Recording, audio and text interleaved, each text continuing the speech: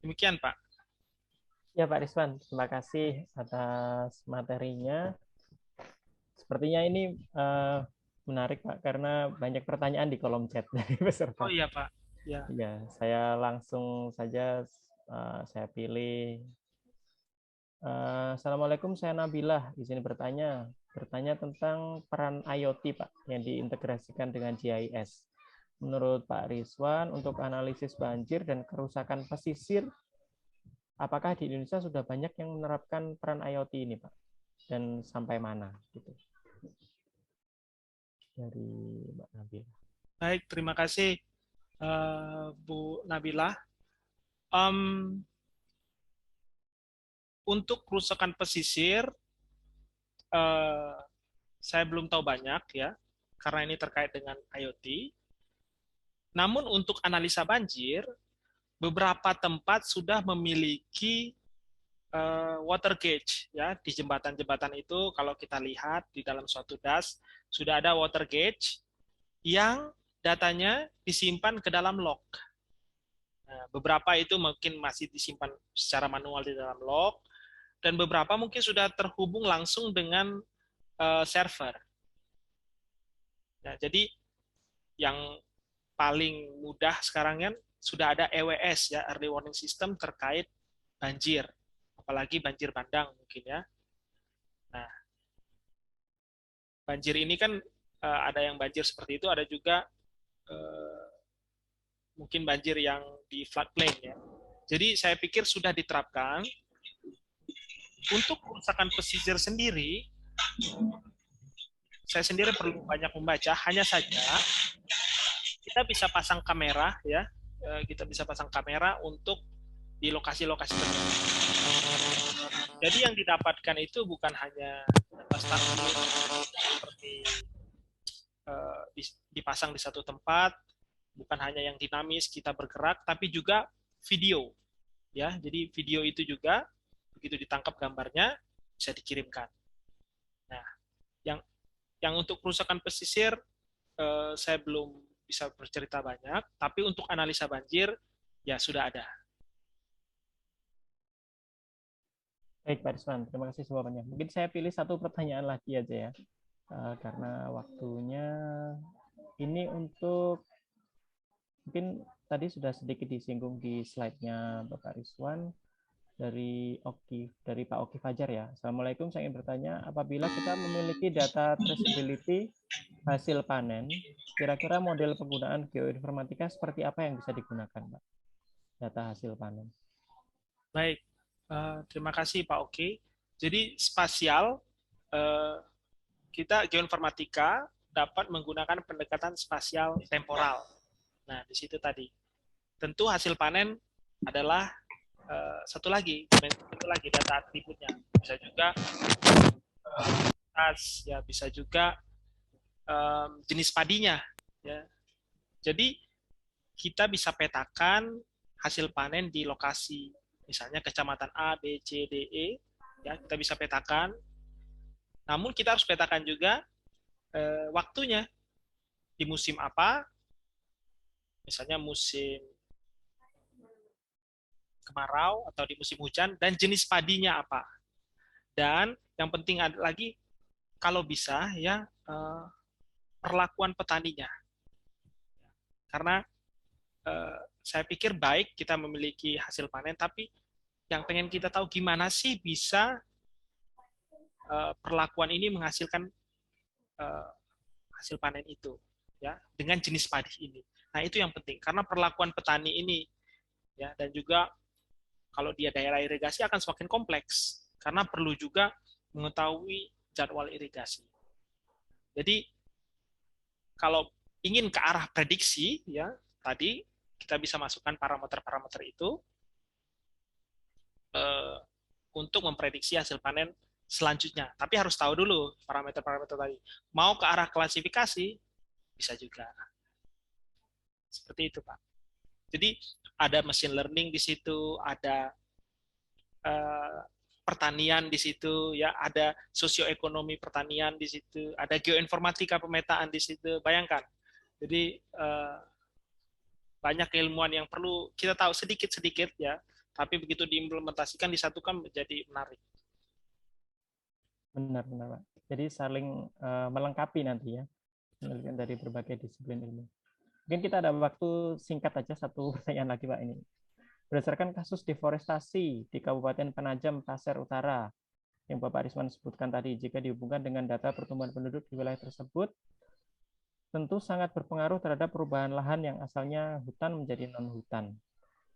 Kemudian bagaimana jika kasus deforestasi di kawasan lain, utamanya Kalimantan, tapi dari masalah karhutlah atau ini kebakaran hutan dan lahan ya, karhutlah ini. Bagaimana penyelesaian masalah dan metode analisisnya menurut Bapak Risman?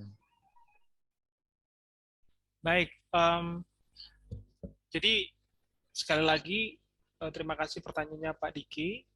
Pertanyaannya ini kompleks ya. Deforestasi terkait kebakaran hutan dan lahan.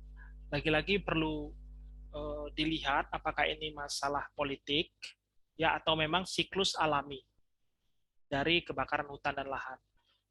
Kalau siklus alami, memang begitu prosesnya, namanya juga alami.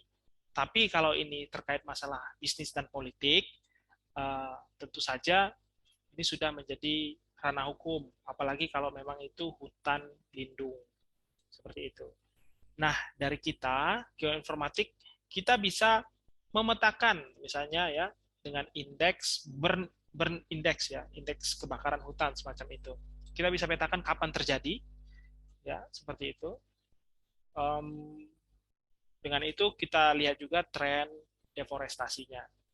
Nah, sampai situ. Kita bisa juga mungkin hubungkan dengan ya mungkin pemberian konsesi yang lain hanya untuk menambah ya. Namun lagi-lagi kita harus tetap netral ya di situ karena batasannya sampai ke menyajikan informasi ilmu pengetahuan. Tapi mungkin kita bisa memetakan kebakaran hutan, kita bisa memetakan luasan hutan, ya kita bisa menggali informasi sosioekonomi, kembali lagi tanah itu milik siapa, hutan itu milik siapa, statusnya apa. Nah, ada tata ruang di situ yang perlu kita pelajari sedikit tata ruang. Itu Pak. Baik, terima kasih Pak Riswan atas insight-nya ya. Mungkin dari peserta sudah banyak terbantu dari informasi yang disampaikan oleh Pak Riswan tentang perkembangan teknologi, geoinformasi, dan perubahan bumi. Memang karena bumi itu selalu berubah terus, kita juga di ilmu pengetahuan, sains juga harus mengikuti perkembangan tersebut. Dan tadi sudah disampaikan oleh Pak Rispan banyak tools, kemudian banyak implementasinya seperti apa, aplikasinya seperti apa. Mudah-mudahan itu juga bisa mewakili jawaban dari pertanyaan yang ada di kolom chat ya, yang mungkin sudah disampaikan di tengah-tengah materi. Baik, di penghujung materinya Pak Rispan, mungkin bisa dipilih 2 penanya Pak yang mendapatkan door prize buku dari grup riset geoinformatik. Baik, saya nanti chat. Oke, terima kasih Pak Rispan. Baik, Bapak Ibu sekalian, Pak Fatwa, apakah masih ada di Zoom? Ya.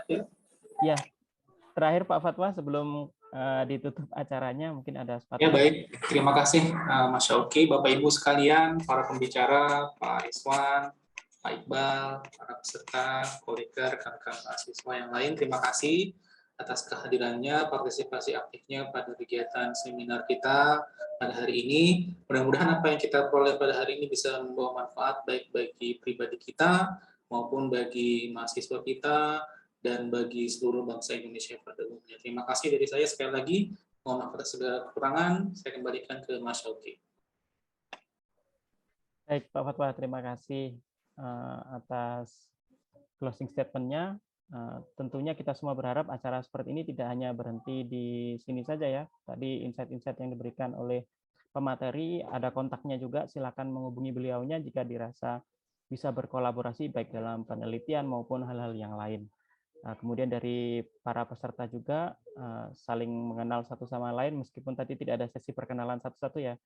Tapi mudah-mudahan dengan keminatan yang sama ini, kita mungkin dari panitia akan mengundang ya Bapak Ibu sekalian, baik via email atau via WhatsApp untuk join ke grup besar di Telegram maupun platform yang lain agar update-update terbaru seputar geoinformatik bisa kita sharing. Kemudian untuk materi hari ini, video rekaman akan kami upload di channel Geoinformatics ya, grup riset Geoinformatics, sehingga nanti Bapak Ibu sekalian yang misalnya ketinggalan materinya bisa mengaksesnya. Demikian saya dari tim moderator, kemudian di sini ada panitia yang lain, ada Mbak Grace, ada Mas Ardi, ada Mas Budi tadi yang membuka acara, ada Mas Arief, kami semua mengucapkan banyak terima kasih ya. Ada Pak Syarif juga ya. Ucapkan terima kasih bagi para peserta. Nah ini juga ada Mbak Grace ini sebagai ketua panitia kita agenda hari ini. Terima kasih Mbak Grace ya. Oke, saya ucapkan terima kasih Bapak Ibu sekalian. Saya sebagai moderator undur diri. Mohon maaf jika misalkan ada kekurangan, ada kesalahan dalam penyampaian. Kami mohon maaf yang sebesar-besarnya. Saya akhiri. Wassalamualaikum warahmatullahi wabarakatuh. Sampai ketemu di kegiatan berikutnya. Semuanya terima kasih. Terima kasih Bapak Ibu sekalian. Terima kasih.